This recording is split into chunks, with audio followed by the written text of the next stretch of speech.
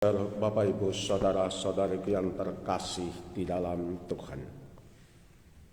Bacaan-bacaan pada hari ini, pada minggu terakhir di bulan Januari ini, amat indah. Bacaan seolah menyimpulkan semua bacaan-bacaan yang kita dengar sepanjang bulan Januari ini. Bacaan menekankan sepanjang bulan Januari ini supaya kita hidup sebagai saudara dan saudari. Penekanan pada bacaan Injil hari ini yaitu pada harapan bahwa apapun yang kita buat tidak pernah akan sia-sia. Makanya mengajak kita supaya kita jangan putus asa. Ketika kita harus menangis, ingatlah bahwa akan ada yang menghibur. Ketika kita berduka cita, janganlah kita putus asa. Akan ada yang selalu menguatkan. Kalaupun tidak ada di bumi ini, pasti Tuhan akan menguatkan. Dan menarik bacaan ini, di dalam kisahnya, dikatakan pada saat Yesus melihat banyak orang, dia naik ke atas puncak gunung, ke atas bukit. Bukit, gunung, itu amat penting. Perjumpaan Musa dengan Tuhan itu di atas gunung, di pegunungan Midia. Ketika Tuhan Yahweh berbicara dengan Bani Israel, mereka berada di kaki gunung Sinai dan Tuhan berada di gunung Sinai. Ketika Yesus wafat, dia pun dibawa ke atas bukit tengkorak. Ketika dia mau naik ke surga, dia juga naik ke atas bukit. Makanya gunung itu asosiasinya dengan Tuhan. Asosiasinya dengan kehadiran Tuhan. Asosiasinya dengan kuasa Tuhan. Asosiasinya dengan perutusan Tuhan sendiri.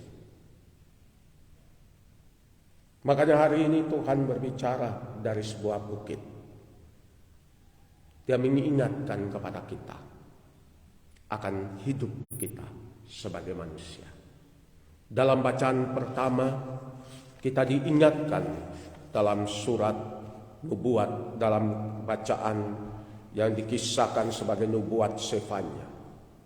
Kita diingatkan bahwa segala sesuatu yang kita pegang teguh, yang kita anggap itu yang paling penting dalam hidup kita, suatu saat akan binasa dan hancur.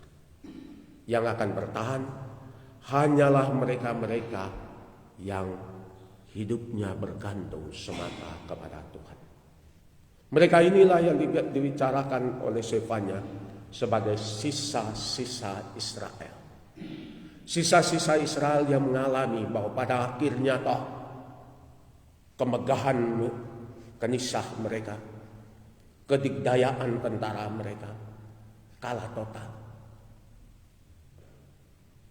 ketika mereka tidak hidup lagi mengikuti Tuhan dan aturan main Tuhan. Mereka mengalami kesulitan yang luar biasa dalam masa pembuangan. Tetapi di tengah masa pembuangan itu pun suara Tuhan tetap hadir, bahwa akan ada sisa Israel. Bahasa kitab sucinya Anawim. Mereka-mereka yang semata-mata tergantung pada belas kasih Tuhan. Mereka inilah yang akan bertahan. Mereka inilah yang akan kembali. Mereka inilah yang akan melihat negara baru yang akan muncul. Suatu bangsa baru yang akan muncul, yang hidupnya tidak tergantung pada harta, kuasa, dan segala pengaruh, tetapi semata-mata pada Tuhan dan belas kasih-Nya. Dan ini yang mungkin kehidupan orang-orang bodoh. Sekali kita pasti Anda pasti baca di dalam kitab, di dalam berita, bagaimana sopir taksi menemukan sebuah tas yang ketinggalan.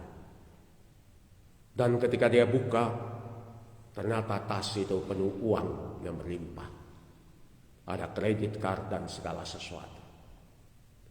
Sopir taksi itu kalau kita lihat dalam urusan dunia, wah ini rezeki nomblok. Nah, bodoh kalau dikembali. Mau cari orang itu buat apa juga? Mau kasih ke polisi, nanti juga minta maaf Pak polisi ya, bukan nyindir. Jangan sampai nanti bilang saya ini nyindir di medsos, bisa-bisa saya ditarik. Bukan. Kadang-kala orang bilang, kalau kasih Pak polisi, nanti juga diambil sama Pak polisi. Jadi buat apa? Mendingan dipakai sendiri. Kan tidak ada yang tahu juga. Kan sudah banyak orang yang naik di tas itu, bagaimana kau bisa klaim bahwa itu tasmu? Tapi tidak. Dia pergi ke kantor pos, di kantor polisi, lalu dia mengembalikan tas itu. Suatu perbuatan yang hanya dipuji oleh orang-orang yang bertuhan. Tetapi satu perbuatan yang dibilang sama orang yang cerdik pandai di dunia ini bahwa itu perbuatan yang bodoh. Kan dia sopir taksi, itu uang bisa dipakai modal, beli taksi lah, beli mobil lah, beli apa saja yang dia mau. Tapi tidak. Orang bodoh tidak pernah memperjualbelikan kejujuran dan hatinya. Makanya orang bodoh tidak pernah takut meninggalkan rumahnya. Dia bahkan tidak mengunci rumahnya kadangkala. Karena dia percaya semua orang pasti baik-baik saja. Tidak ada orang yang akan menyakiti dia. Maka dalam bacaan kedua hari ini yang ditulis oleh Rasul Paulus kepada jemaat di Korintus, dia bilang, kepada mereka yang bodoh inilah Tuhan datang. Pada mereka yang bodoh inilah Tuhan memilih dan menyingkapkan rahasia kebenaran. Rahasia tentang hidup itu. Bukankah kadang istri atau suami dianggap bodoh? Bodoh kamu. Kerja-kerja keras kayak dia sementara dia siap-siap sana. Saya pernah lihat di gereja, suaminya datang selalu pakai sepeda. Celananya selalu biru putih.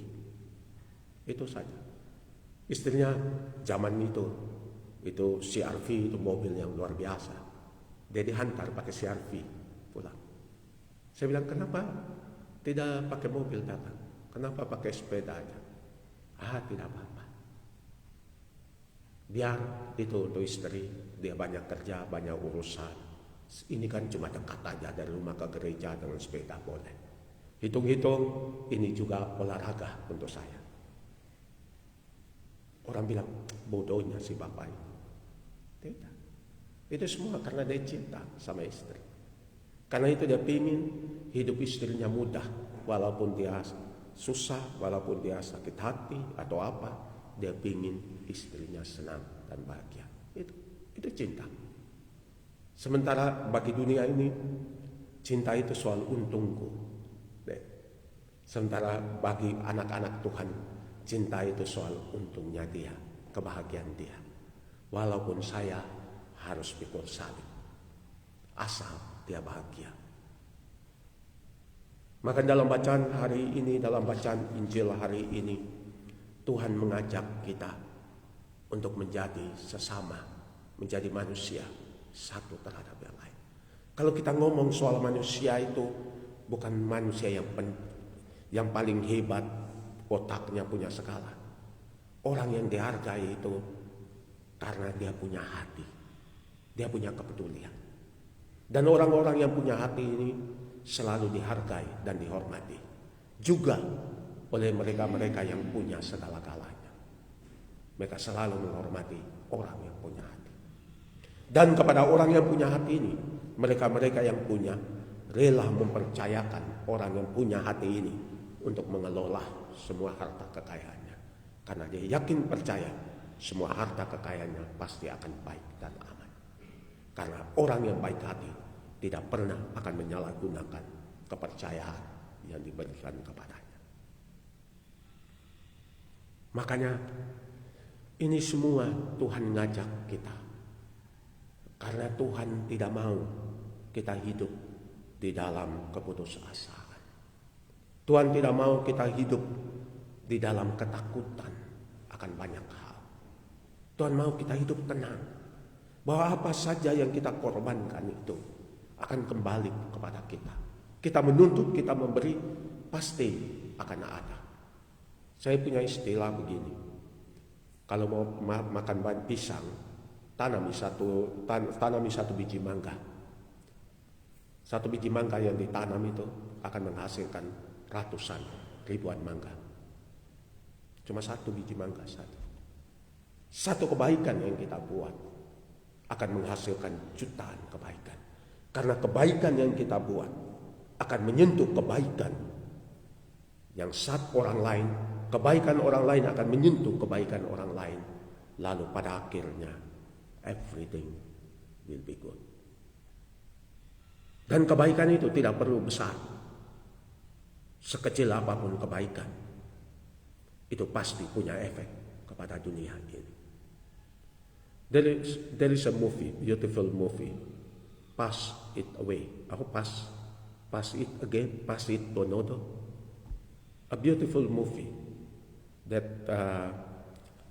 someone who receive a goodness, someone doing good to that person, and he want to pay back.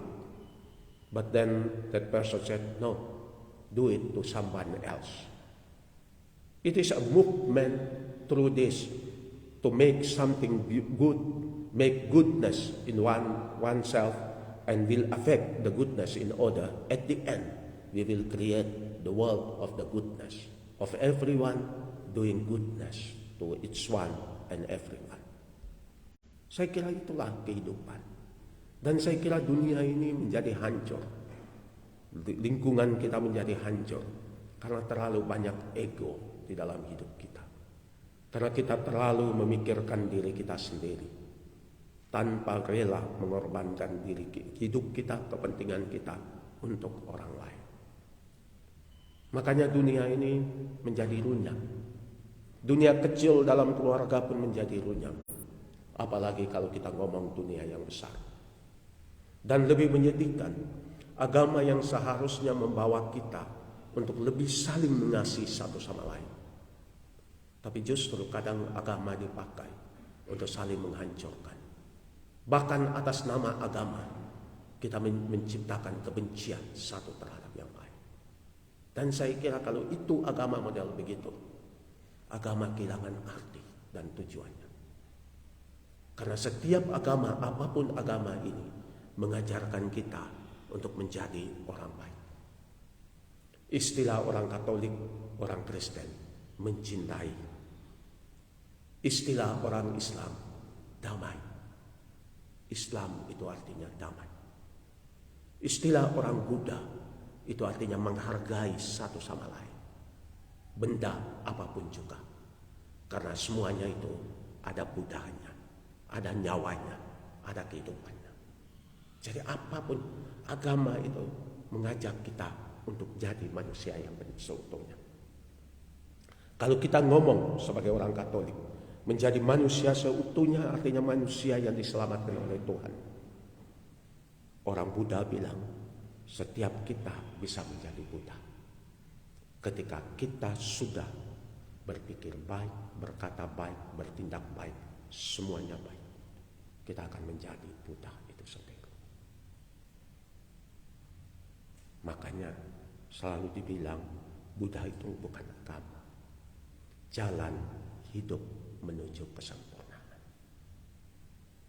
Inilah yang Tuhan Yesus bilang kepada kita.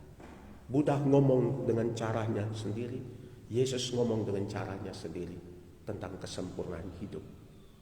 Kesempurnaan hidup itu adalah kesempurnaan manusia yang hidup dalam Tuhan, dan karena hidup dalam Tuhan menghargai satu sama lain, menghormati satu sama lain, apapun dan siapapun dia, dan memperlakukan satu sama lain sebagaimana dia ingin diperlakukan.